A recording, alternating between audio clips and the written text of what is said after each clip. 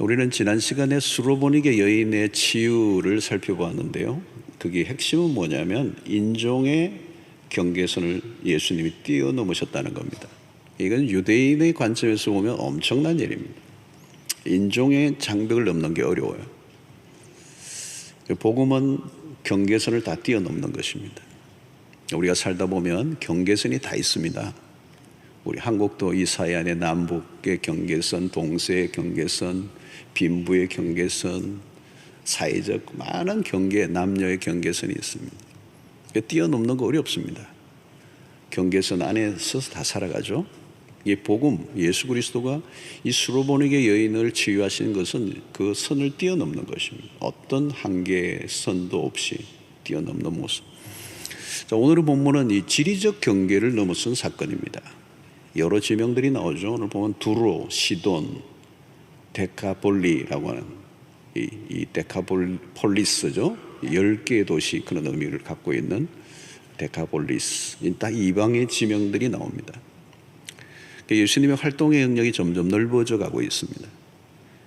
또 갈릴리로 오늘은 돌아오시자마자 예수님이 기다리고 있는 사람들이 있는데 기가 먹고 말을 더듬는 자를 사람들이 예수님에게로 데리고 왔습니다.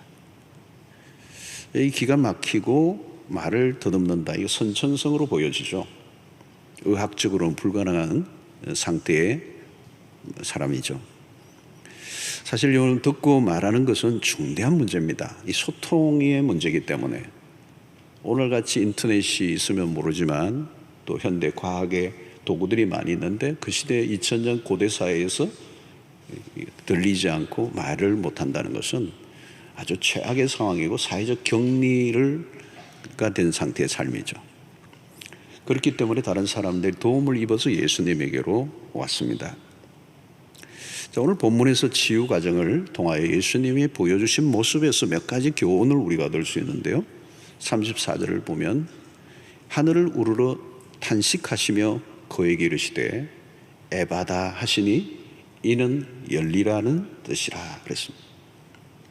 여러분, 첫 번째 예수님의 모습이 뭐냐? 하늘을 우러러 보셨다는 겁니다. 여러분, 하늘을 우러러 보셨다는 말의 의미가 뭘까요? 하늘은 어디입니까? 하늘은 하나님의 보좌, 그죠? 하나님의 주권을 상징하는 것입니다. 그래서 하나님이 하늘에 거하시고 그리고 그 하늘에서 다스리신다라는 그런 영역의 의미가 하늘입니다.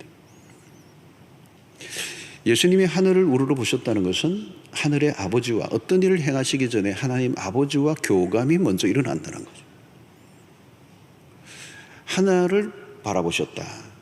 하늘을 의지하시는 예수님의 모습이에요. 하나님의 아버지에게 의존하는 모습.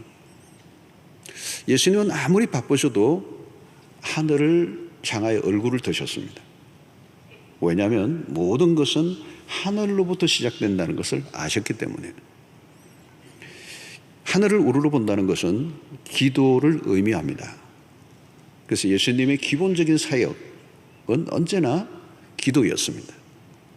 언제나 아무리 바쁘셔도 기도하는 일을 우선해 두었습니다. 하늘을 바라보신 것이죠.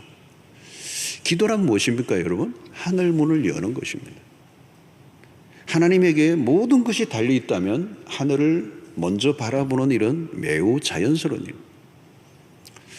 성도 여러분, 우리는 어디를 열심히 보고 있습니까? 하루의 일과 중에 하늘을 바라보고 계십니까? 우리는 생각보다 하늘을 바라보기보다 땅을 열심히 바라볼 때가 많아요. 바쁠수록 하늘을 외면하고 삽니다. 현실에 급급해하죠. 하나님을 잘 찾지 않습니다. 여러분, 하나님을 잘 찾지 않으면 어떻게 될까요? 그때부터 삶이 꼬이기 시작하는 것입니다.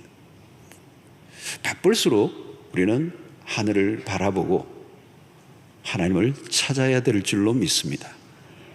자, 여러분, 가만히 보십시오.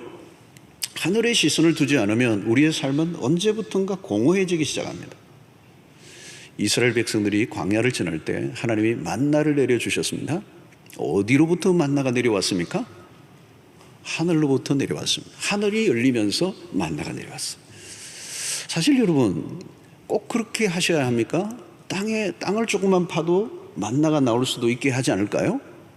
기본적으로 우리가 생각하는 것은 먹을 것은 땅에서 나온다고 생각하잖아요. 땅을 파면 나오는.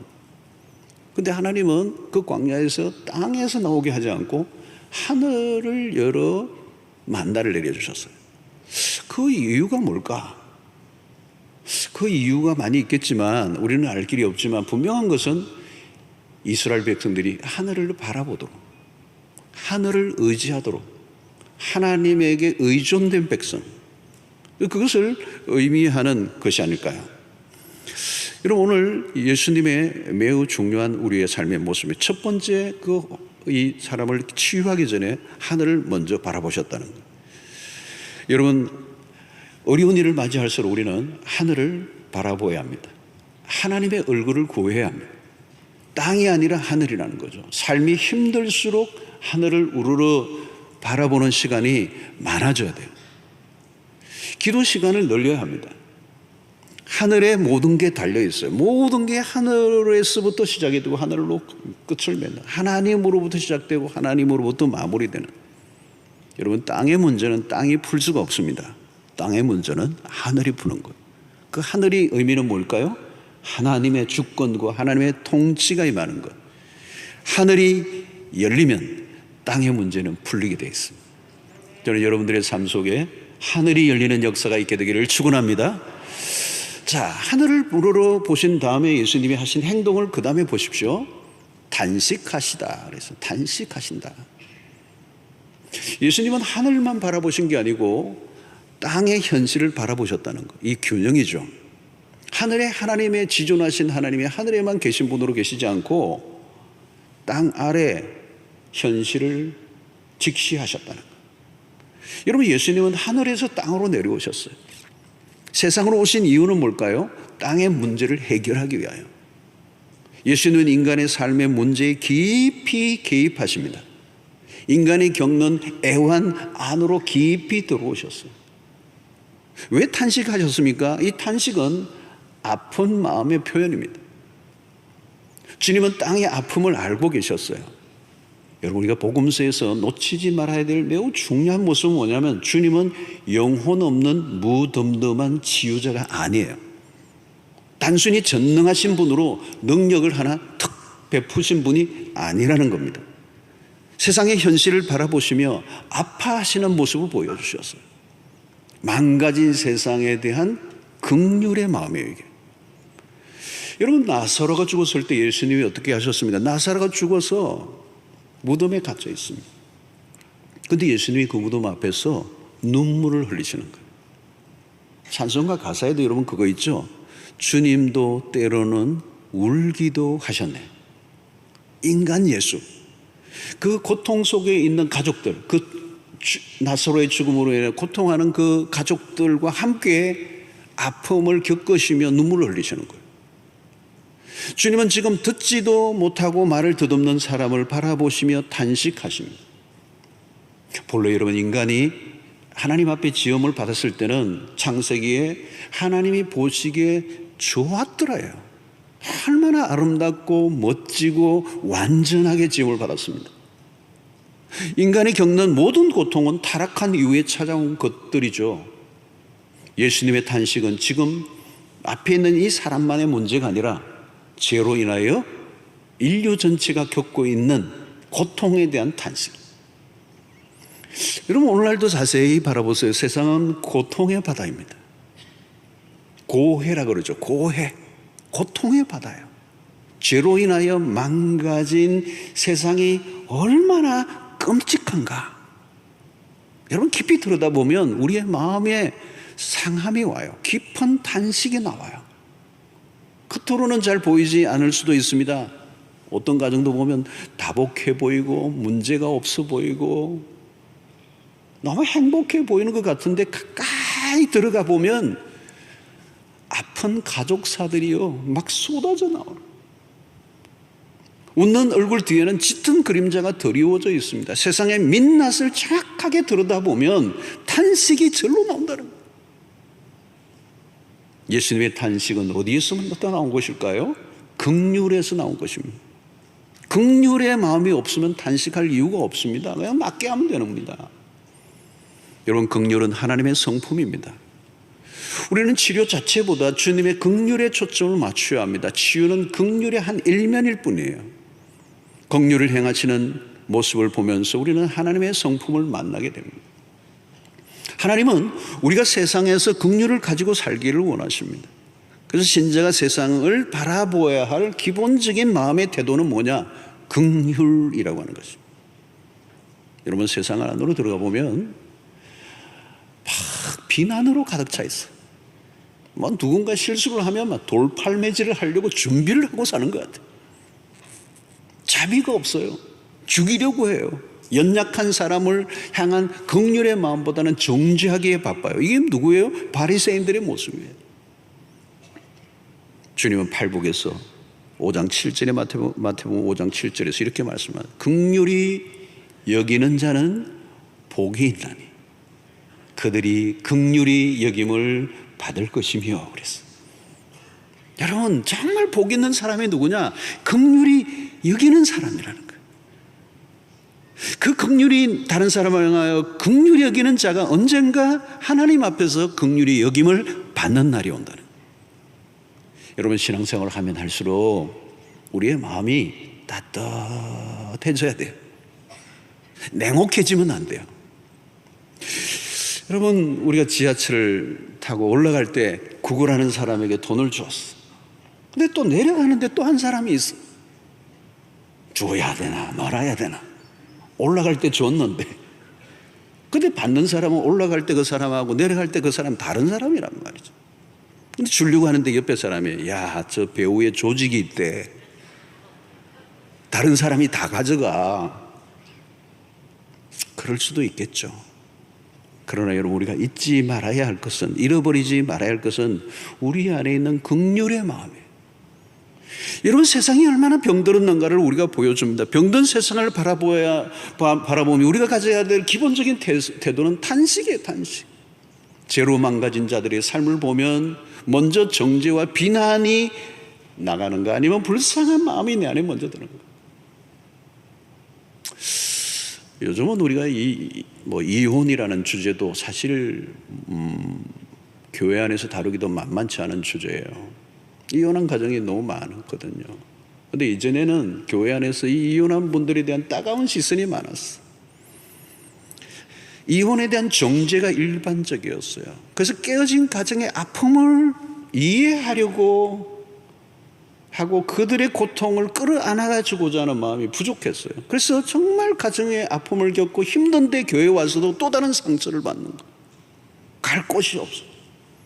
우리 대부분의 율법적 교회는 판단하고 정죄하기 바쁘기 때문에. 여러분, 긍휼이 없는 세상은 잔인해져요. 탕자의 비유에서 우리가 뭘 봅니까? 큰 아들은 정말 모범생입니다. 부족함이 없이 정말 아버지 곁에서 열심히 일을 하고 착한 아들이에요.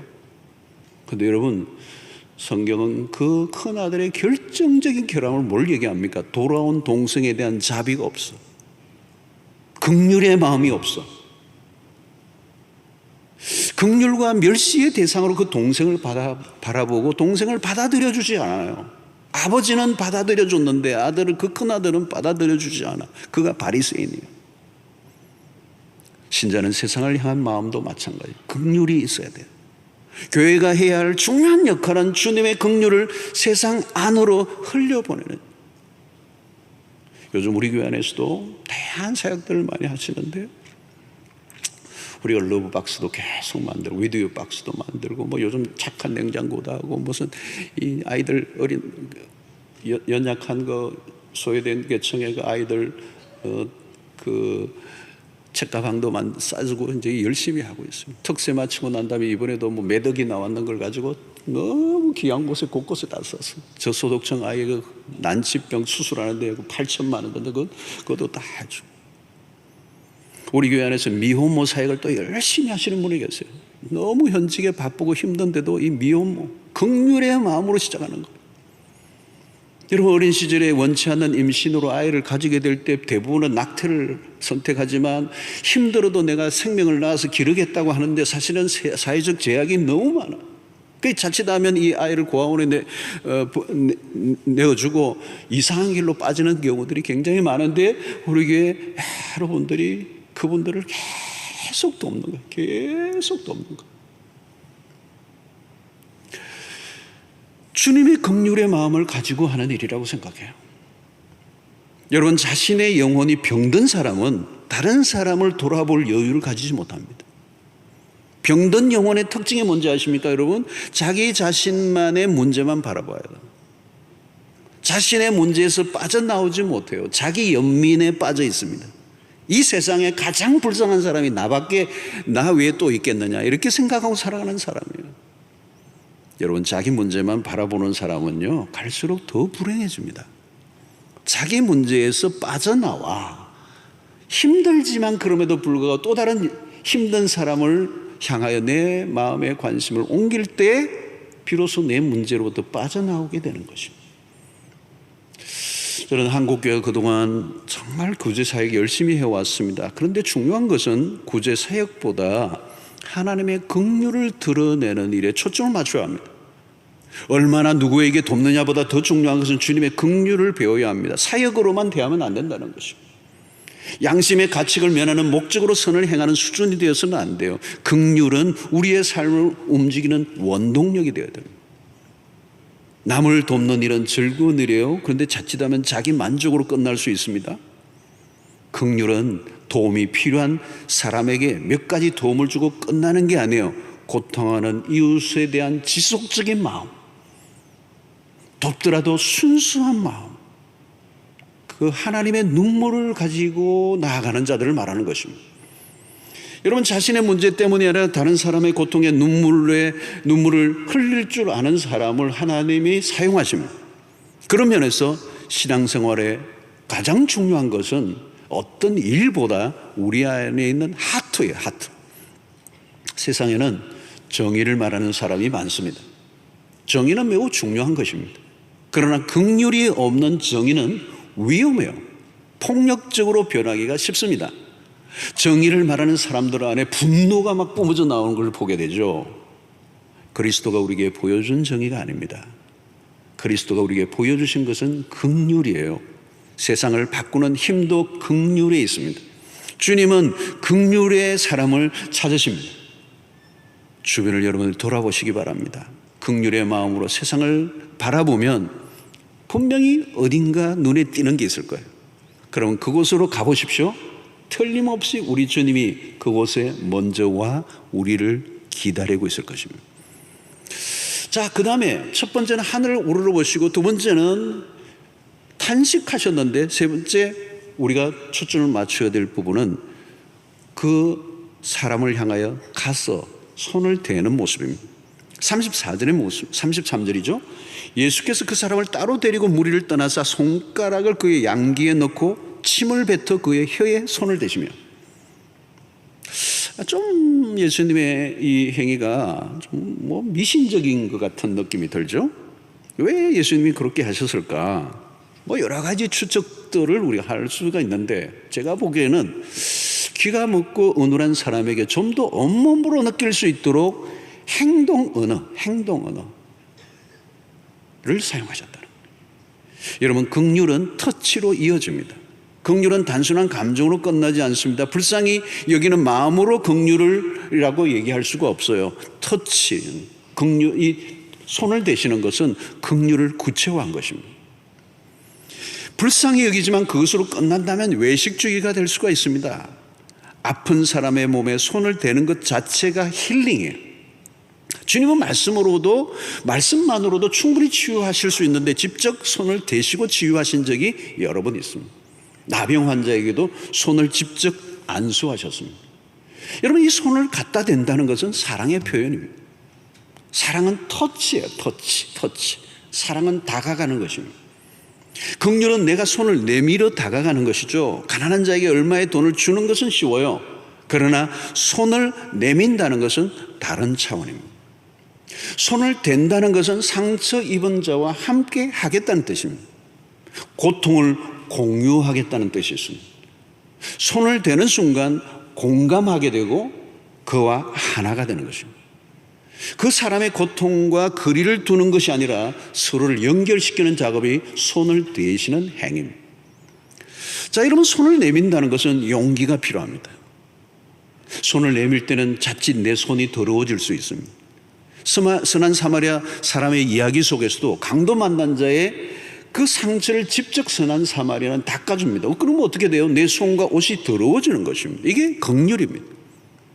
제사장과 레위인은 강도 만난 자를 보고도 피하여 지나갔습니다. 아마도 그들은 환자의 피를 만지지 않는 것이 그들의 규례라고 생각했을 것입니다.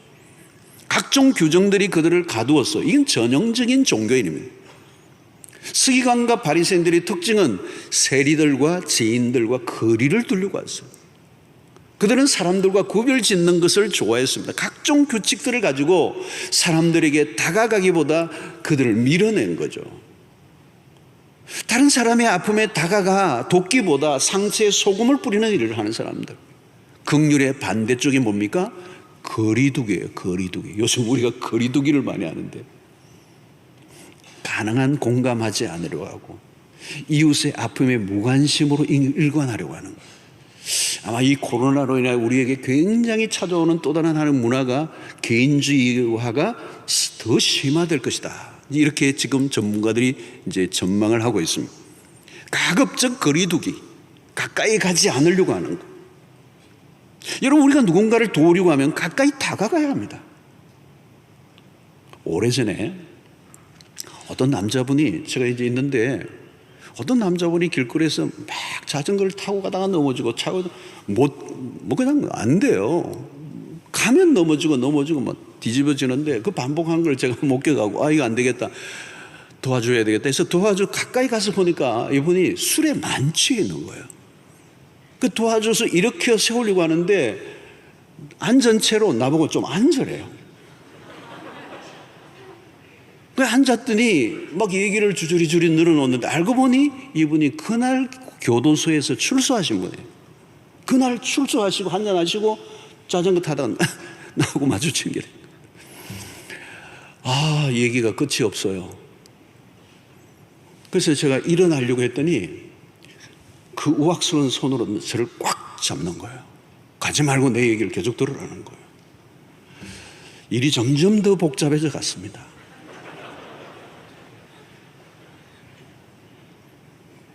상처 입은 사람에게 가까이 다가가 돕는 일이 얼마나 어려운가를 알았어요. 그 뒤에 얘기는 상당히 복잡해졌어요. 일이 상당히 복잡한 일들이 터졌어요. 궁금하신 분은 그 뒤에 어떻게 됐는가 개인적으로 물으시면 제가 답을 해요. 가까이 다가간다는 것은 매우 위험한 일이다. 상당한 대가를 지불해야 된다는 거예요. 여러분, 예수 그리스도가 육체를 입고 세상 안으로 들어오셨어요. 하늘의 천상에서 지존하신 분으로, 전능하신 하나님으로 모든 걸 통치하시는 분이 아니라 육체를 입고, 인간의 육체를 입고 세상에 오셨다는 것은 매우 불편하실 뿐만 아니라 위험한 일이었어요. 육체를 입으시고 오신 이유는 우리의 고통 가까이 다가오셔서 손을 내미시는 주님입니다. 그리스도는 우리의 고통을 아시는 분이에요. 스스로 연약해지셔서 우리 곁으로 다가오신 거예요. 두 팔 벌려 우리를 끌어안으신 거예요. 여러분, 우리가 주님으로부터 배워야 하는 모습입니다. 세상의 고통 안으로 가까이 다가가는 것. 만약 우리가 그것을 놓치면 우리에게 뭐가 남아요? 차가운 교리밖에 남는 게 없어요. 냉혹한 종교인으로 전락하게 되는 겁니다. 현대판 바리새인들이 되는 겁니다. 우리가 이 하트를 잃어버리면 현대판 바리새인들이 되는 거예요. 여러분, 우리가 가까이 다가갈 영역들이 너무 많습니다. 코로나19로 고통하는 이웃들이 더 많아졌습니다. 아파하는 이웃을 향해 다가가 손을 한번 내밀어 보십시오. 우리 교회가 지금 다양하게 실천하려고 애를 쓰고 있습니다. 그런데 이것은 어떤 행사나 캠페인이 아니고 일시적으로 우리가 어떤 프로젝트로 하는 게 아니고 우리의 삶이어야 돼요. 그냥 긍휼의 마음을 가지고 사는 것입니다. 그래서 그 긍휼의 마음이 나를 어떤 데로, 어떤 곳으로인가 이끄는 대로 내가 반응해 가는 것. 그건 주님의 마음이, 주님이 주신 마음이니까. 우리가 세상을 향해 가져야 될 기본적인 태도가 그렇다.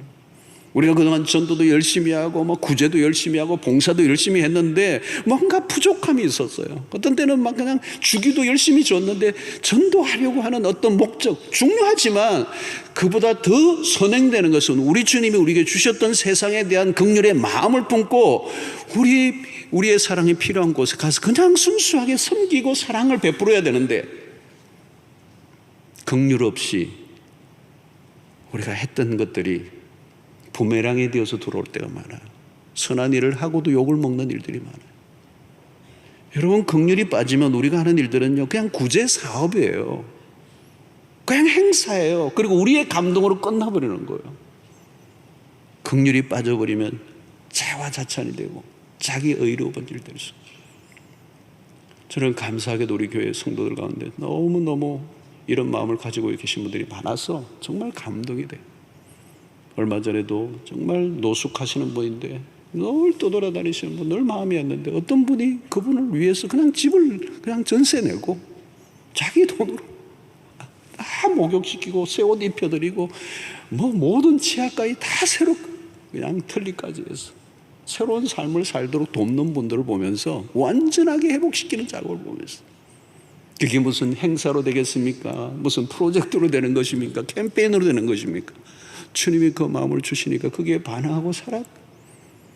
여러분, 이것이 바로 주님의 마음이에요.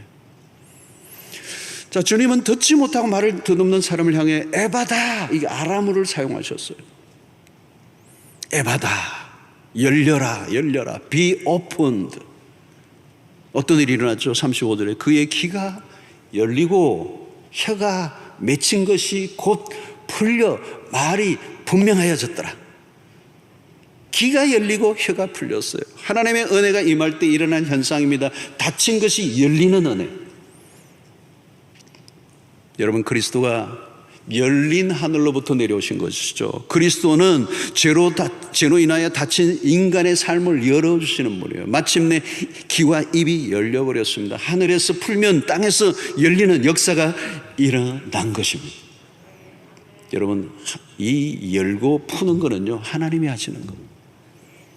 우리가 여는 게 아니에요. 하나님이 열어주셔야 되는 것입니다. 세상의 모든 문제의 근원은 하늘 문이 닫힘으로 시작됐어요. 그런데 하나님의 이 하늘 문이 어떻게 닫혔습니까? 죄 때문에. 그래서 그리스도가 오심으로 하늘이 새롭게 열린 거예요. 그리스도는 하늘과 땅을 잇는 일을 하셨습니다. 하나님의 은혜가 임하면 닫힌 것이 열리게 되는 것입니다. 그리스도는 꼬인 것을 푸는 역사를 일으키십니다. 하늘이 열려야 닫힌 것이 열리는 역사가 일어나는 거죠. 너무도 아름다운 광경이 오늘 일어나는데 이것이 바로 회복의 모습이고 치유의 모습이에요.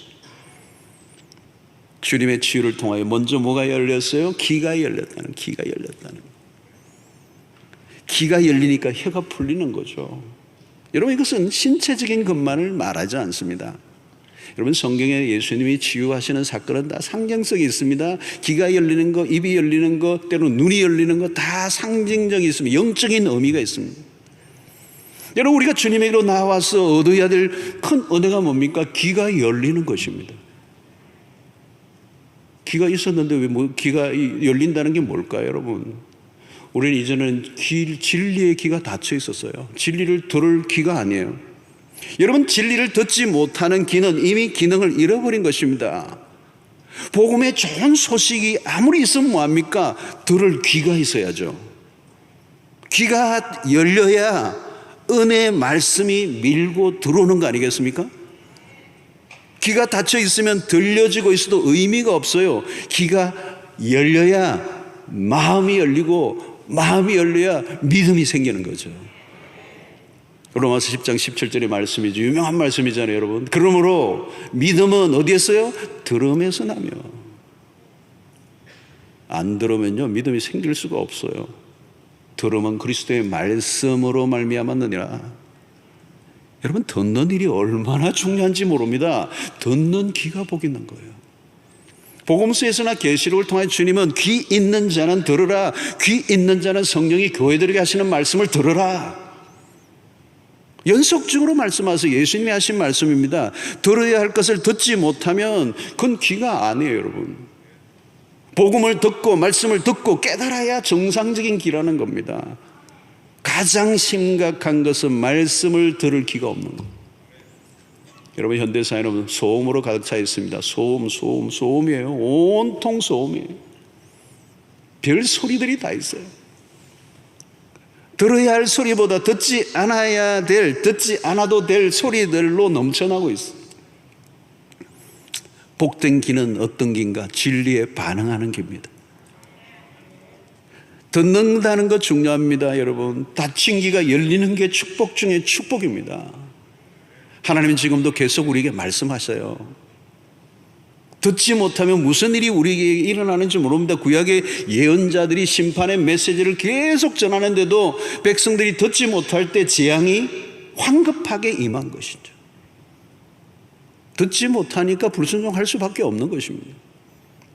여러분, 우리가 듣고 앉아 있다고 다 듣는 거 아닙니다. 같이 들었는데 어떤 사람은 못 들어요. 어떤 사람은 아예 듣지를 못해요. 여러분, 집에 가셔서 부부가 말씀 오늘 들은 거 가지고 한번 나눠보세요. 어떤 분은 그런 말씀도 있었나 그래요. 왜 그런 일이 일어납니까, 여러분? 자기 내면의 소리가 너무 강하면요, 하나님의 말씀 못 들어요. 자기 해석을 합니다. 여러분, 욕망이 강한 사람, 자기가 듣고 싶은 것만 곤두세우고 있는 거죠. 그게 안 들리면 안 들리는 겁니다. 여러분, 자기 세계에 갇혀 있는 것이죠. 내가 듣고 싶은 것이 아니라 하나님이 말씀하시는 것을 들으려고 하는 것. 하나님의 말씀을 들을 때마다 여러분들 기도하셔야 됩니다. 하나님, 내 안에 편견을 제거해 주시고 고정관념을 깨뜨려 주시고 내 안에 있는 어떤 잘못된 왜곡된 생각을 제거해 주시고 하나님의 말씀 그대로 들을 수 있는 은혜를 허락하여 주십시오. 여러분, 영적으로 병든 상태에 있는 사람들은 그게 안 되는 겁니다. 굴곡이 되는 거죠. 왜곡이 되어서 들리는 겁니다. 마태복음 13장 13절에 예수님이 유명한 말씀하죠. 그러므로 내가 그들에게 비유로 말하는 것은 그들이 보아도 보지 못하며 들어도 듣지 못하며 깨닫지 못함이니라. 이런 일이 일어난다는 거예요. 사랑하는 성도 여러분, 하나님의 은혜가 어떻게 우리에게 전달됩니까? 하나님의 말씀을 듣고 깨달을 때요, 귀가 열릴 때 우리의 삶에 변화가 일어납니다. 진리가 우리의 귀에 계속 들려지게 될 때 우리의 삶에 놀라운 일들이 일어나는 거죠. 반대로 들리는 것이 없다면 은혜의 문이 닫힌 것입니다. 사랑하는 성도 여러분, 여러분들의 귀에 하나님의 음성이 들리도록 날마다 기도하셔야 돼요. 얼마 전에는 제가 건강검진을 한번 하는데 청력 검사를 하더라고요. 다양한 소리가 있는데 그때마다 눌렀는데 검사 결과가 나오는데 소음성 난청 증세가 좀 있다 그래요. 이게 뭐냐 그러니까 시끄러운 소리를 많이 듣고 이렇게 소음에 시달리다 보면 이 난청 증세가 있다는 거예요. 난 뭐에 시끄러운 일에 시달렸는지 모르겠는데, 그러니까 소리가 분명히 있는데 내가 어떤 걸 못 들은 거죠. 못 듣는 거죠. 예. 여러분, 우리가 영적으로도 그렇습니다. 분명히 하나님의 세미한 음성을 들려주시는데도 거기에 반응하지 않는 거죠. 그게 들리지 않는 거예요. 하늘의 은혜를 듣는 것은 하나님의 은혜가 임해야 돼요. 그래서 사무엘상 3장 10절에 이 말씀을 하잖아요. 여호와께서 임하여 서서 전과 같이 사무엘아 사무엘아 부르시는지라. 사무엘이 이르되 말씀하옵소서. 주의 종이 듣겠나이다. 이게 날마다 우리 기도해야 합니다. 여러분, 이 메시지가 그 당시 엘리 선지자와 대조를 이루는 겁니다. 엘리 선지자에게는 하나님의 말씀이 더 이상 임하지 않아요. 들려지지가 않아요. 왜 그렇게 됐겠습니까? 그 시대 전체가 하나님의 말씀을 계속 거부하고 듣지 않으려고 하니까 하나님의 말씀이 끊겨버린 것입니다. 그러니까 이 귀는 그냥 달려있는 거예요. 아무 기능을 하지 않는 거예요. 하나님의 말씀이 들려지지 않는 거예요. 하나님의 말씀이 주어지지 않는 거예요. 왜? 오랫동안 귀를 닫아버렸기 때문에. 귀가 복이 있어야 돼요. 여러분, 우리의 인생이 말씀이 우리 안에 귀에 들려지면요, 아무리 세상이 어려워도 이겨냅니다. 말씀의 능력이 있습니다, 여러분. 말씀이 힘이 있어요, 여러분. 그 말씀이 내게 계속 들리면요, 어떤 어려움도 이겨내고요, 내 존재를 바꿔버립니다. 내 인생을 완전히 바꿔놓는 게 말씀의 능력인데, 그게 귀를 통하여 일어난다는 거예요. 사랑하는 성도 여러분, 날마다 기도하시기를 바랍니다. 교회 오실 때도, 말씀을 들을 때도, 성경을 읽을 때도, 묵상할 때도 날마다 기도하시기를 바랍니다. 하나님의 말씀을 듣는 길을 허락하여 주시옵소서. 복된 길을 주시옵소서. 아무리 기가 막힌 말씀이 전해지면 뭐 하겠습니까? 안 들리는데, 안 듣기로 작정했는데. 그러나 여러분, 이 어린 사무엘이 주여 말씀해 주십시오, 주의 종이 듣겠습니다, 이 겸손한 태도를 가질 때 하나님께서 오늘 또 끊임없이 당신의 백성들에게 복된 말씀을 주실 줄로 믿습니다. 자, 그 다음에 혀가 풀리는 것은 무엇을 의미합니까? 귀가 열리고 혀가 풀렸어요. 자, 입술이 열렸다는 말이죠. 그러면서 무슨 일이 일어난 것입니까? 이사야의 예언을 우리가 볼 필요가 있어요. 이사야 35장 5절 6절에 보면, 그때 맹인의 눈이 밝을 것이며 못 듣는 사람의 귀가 열릴 것이며, 이미 이사야의 예언이 있었어요. 그때 저는 자는 사슴같이 뛸 것이며 말 못하는 자의 혀는 노래하리니, 이는 광야에서 물이 솟겠고 사막에서 시내가 흐를 것임이라. 말 못하는 자의 혀가 노래를 부른다는 거예요. 자, 여러분, 이것은 무엇을 의미합니까? 이스라엘 백성들이 뭐 노래를 안 불렀겠습니까? 찬양을 하지 않았겠습니까? 이것은 다른 영적인 의미가 있는 거죠. 하나님의 회복을 통하여 입술에 찬양이 터진다는 말은 관습적인 예배를 넘어서는 역사가 일어난다는 거예요. 온전한 영혼의 회복이 일어날 때 진정한 찬양이 터지고 진정한 예배가 일어난다는 거예요. 여러분, 노래는 다 해요. 여러분, 노래는 다 하잖아요. 찬양 다 같이 부르지만 그게 혀가 풀렸다는 의미가 아니라, 혀가 풀렸다는 말은 정말 하나님과의 관계가 회복되면서 내 영혼 속에서 솟아나오는, 그냥 샘물처럼 솟아나오는 찬양이 터져나오는, 그래서 그 하나님의 영광을 노래하는 역사가 일어났다는 거예요. 관습적인 예배자가 아니라는 것입니다, 여러분. 자, 혀가 풀릴 때 찬양하고, 혀가 풀릴 때 죄를 고백하고, 혀가 풀릴 때 간증하는 역사가 일어나고, 혀가 풀릴 때 우리가 하나님 앞에 하나님과 소통이 일어나고, 공동체 사람들과 소통이 일어나고, 내가 소외되고 사람들과 단절의 삶을 살았던 공동체의 벽이 허물어지고 이제 하나님의 공동체 안에 완전히 들어가는 온전한 치유가 일어나는데, 이것을 가르쳐주는 샬롬이라고 하는 거예요. 하나님의 나라의 특징이 샬롬이죠. 샬롬이 뭘까요, 여러분? 모든 게 온전해지는 것을 샬롬이라고 말합니다.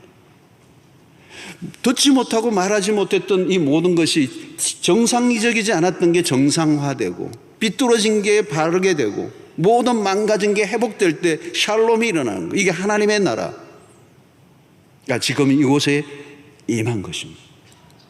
사랑하는 성도 여러분, 예수님의 치유는 단순히 육체적인 회복을 말하지 않아요. 세상이 얼마나 병들고 비틀어져 있는가를 전제하고 있습니다. 고통하는 세상. 아마 여러분들의 삶 가운데서 다친 것들이 있다면 이 아침에 활짝 열리는 역사가 있게 되기를 축원합니다. 어디가 닫혀 있는 것은 아닌가 살펴보세요. 눈이 닫혀 있는지, 귀가 닫혀 있는지, 혀가 막혀 있는지, 그 막히고 닫힌 것이 뚫려져야 돼요. 뿐만 아니라 오늘 주변에 영적으로 묶여있는 자들, 그들에게 우리는 그들을 주님께로 이끌어 주어야 합니다. 오늘 이 사람을 다른 사람이 데리고 왔어요. 자기 스스로 나올 수 없기 때문에. 오늘 여러분, 이 세상을 바라보며 특별히 정말 이 세상이 얼마나 병들어 있는가를 요즘 날마다 느끼고 있습니다. 기괴한 일들이 너무 많이 일어나요. 코로나 팬데믹으로 세상이 얼마나 더 망가져 가고 있는가를 우리는 보고 있고, 고통하고 신음하는 세상의 소리를 우리는 들어야 돼요. 이때 우리가 가져야 될 것은 주님이 가지셨던 그 긍휼의 마음이에요. 아파야 돼요. 그리고 누군가에게 다가가야 돼요. 그리고 손을 내미십시오. 오늘 우리 주변에 예수가 필요한, 주님이 필요한 사람들이 너무 많습니다. 주님을 만나면 치료가 일어나고, 변화가 일어나고, 저주가 끝이 나고, 샬롬이 임하는 것을 우리는 알기 때문에 그리스도를 증거하고 그리스도의 사랑을 전하는 일에 힘쓰는 여러분들 되시길 바라고, 주님이 우리를 통하여 뭔가 이 시대에 일하시기를 원하시는데 우리의 마음의 하트, 그 주님의 심장, 그 주님의 마음을 우리에게 주셔서 구체적으로 우리의 삶 속에 실천하며 살 수 있도록, 여러분 그 일이 내가 사는 길이에요. 이미 하나님이 나에게 은혜를 주시고 이미 충분히 우리를 치료하신 그 하나님의 은혜를 우리 세상 가운데 나누는 여러분들이 되시기를 주의 이름으로 축원합니다. 하나님 아버지, 오늘 또 우리에게 주신 말씀으로 인하여 감사합니다. 망가진 세상을 바라보며 우리 안에 주님이 가지셨던 그 긍휼의 마음을 갖게 하여 주시고, 구체적으로 고통하는 이웃을 그리스도에게로 인도하는 저희들 되게 하여 주시옵시고, 우리에게 하늘문을 여시고 우리의 삶의 모든 닫힌 것을 열어주셨던 그 하나님의 은혜가 우리에게뿐만 아니라 우리 이웃들에게도 흘러갈 수 있도록 우리를 사용하여 주시옵소서. 우리 교회를 사용하여 주시옵소서. 예수님의 이름으로 기도하옵나이다. 아멘.